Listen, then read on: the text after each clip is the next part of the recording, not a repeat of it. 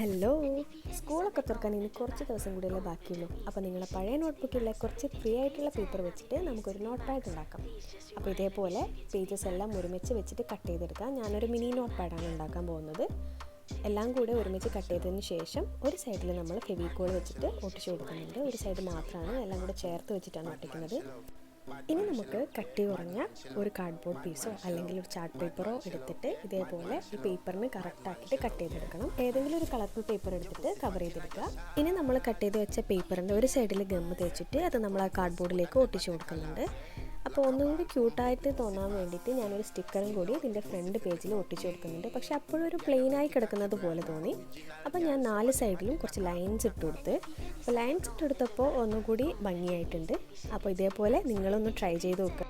ഇനി വെറുതെ കാശ് കൊടുത്ത് നോട്ട് പാഡൊന്നും വാങ്ങിക്കേണ്ട ആവശ്യമില്ല, നമുക്ക് തന്നെ ഉണ്ടാക്കാൻ പറ്റുന്നേ ഉള്ളൂ. അപ്പോൾ വീഡിയോ ഇഷ്ടപ്പെട്ടാൽ ലൈക്ക് ചെയ്യാൻ മറക്കണ്ട.